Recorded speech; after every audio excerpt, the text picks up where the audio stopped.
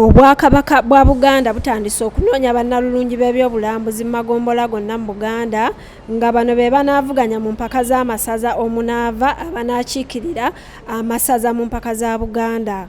Okusinziira ku Eric Patrick Sekabembe akulira ekitongole ky'ebyobulambuzi mu ssaza ly'e Kyaggwe, enteekateeka eno etandikidde ddala okuva wansi mu byalo ebikulirwa abatongole era nga abanaayitamu bagenda kusunsulwamu ku magombolola olwo balyoke beeyongereyo ku mpaka z'essaza. Nga amasaza gonna gali mu nteekateeka ez'okulonda Nnalulungi w'ebyobulambuzi.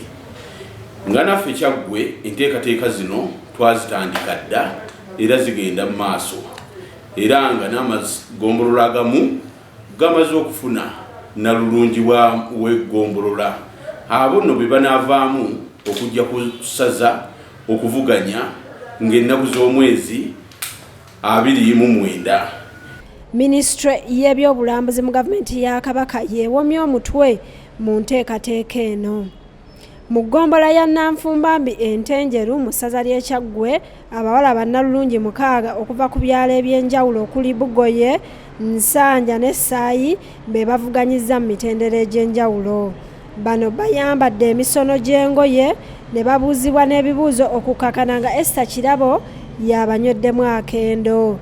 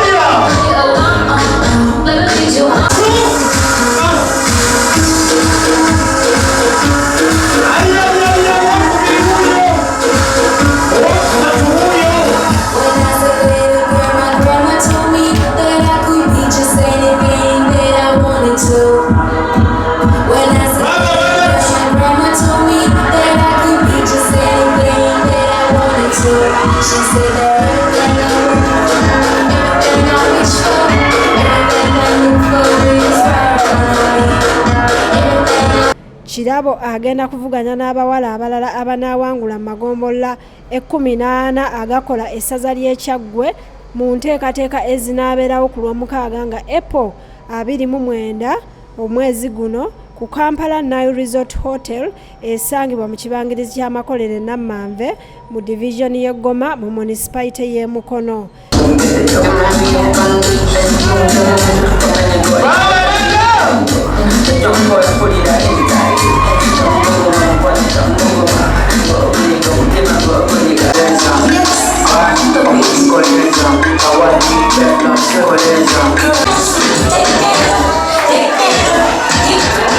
Saabaddu owa Nanfumbambi ntenjeru Richard Semakula asabye abawala obutajaajamya mibiri gyabwe buli abagambako nga bagenda naye mu nsonga z'omukwano. Okusalawo okutali kuki kulungi kubanga bamuwanye nti oli muki naye bw'abanga akkiriza nga bakimugambako nadda ng'ayitaba ne ku mpaka bw'ati kati oba okireese kiba tekikyakola nnyo maki mawulire. So njagala okubaza abaana buno okwekkiririzaamu nti ffe tuli baki.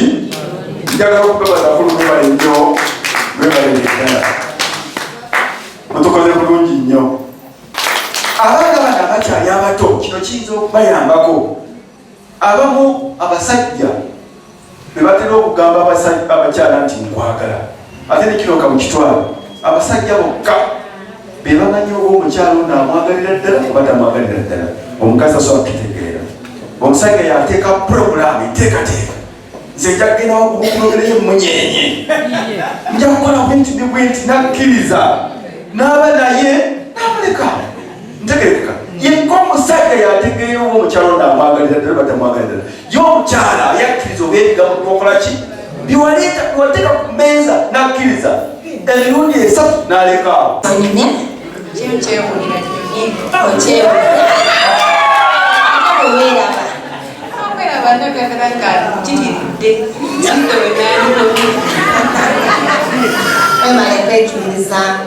Kyekyakusikiriza okwetaba mu mpaka z'Abannalulungi ekyansikiriza okwetaba mu mpaka zino nalaba ngaekisooka ndi muwala mulungi ate banoonya Nnalulungi ate nga njagala nnyo olinayo baganda bo abawala abalala gye bali okkiriza nti bawala babi si babi naye buli omu abana okwekkiriza nze nekkirizamu bo tebekkiririzaamu naye balungi mukulaba okwange si babi naye tebekkirizaamu balungi wewa Ssekabembe gwe tusanze ku kakalabizo ly'ekitongole ky'ebyobulambuzi eky'essaza okumpi n'embuga y'eggombola ya Mitubeena Kawuga mu kibuga Mukono ayongedde okunnyonnyola akawonvu n'akagga akakwata ku mpaka zino. Tutegese ensonga eno era nga tugisosoowazizza nnyo era nga n'enkiiko zitambulira ddala mu maaso era nga Nnalulungi w'ebyobulambuzi ow'omulundi guno anaaba alondeddwa ajja kwetaba mu abo abalala bonna okuva mu masaza amalala era nga tujja kugenda n'abantu basatu abanaaba bayiseemu. Akunze Kyaggwe okuggwaayo bawagire empaka zino ku Lwomukaaga n'asaba n'abavujjirizi okumutuukirira olwo omukolo gwongere okufuuka makunale ng'entanda okuli ekibya. Mu kiseera kino ofiisi ekyali nzigule eri omukisa gwonna eyali gwagadde okwenyigiramu. Tuwaddeyo ennaku mbale bubazzi okutuuka ku Mmande kulabika nti yali yetaaze okwenyigira mu nsonga eno.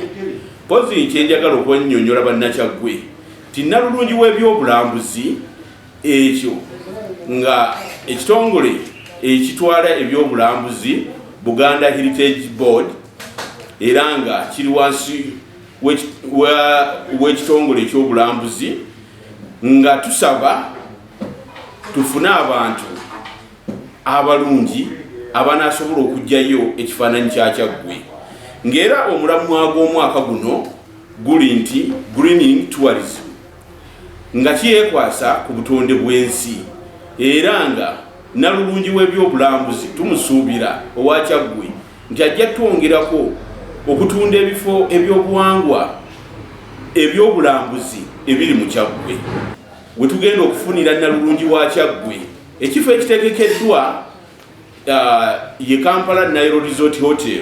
Abatamanyi wooteeri eyo esangibwa mu Namanve ng'otambula otandika enjegoyego za Kyaggwe era awo kumpi awo mu Namanve we wali ensalo etandika Kyaggwe era nga ekifo ekyo Kampala Nile Resort Hotel kikyali kipya wano nno n'amawooteeri amalala gonna nsaba omulanga mutukwatizeeko kubanga tulinawo inventi y'okulambula Kyaggwe era nga tujja kugenda nga tulambula mawooteeri n'ebifo ebyobulambuzi ebitwetoolodde wano.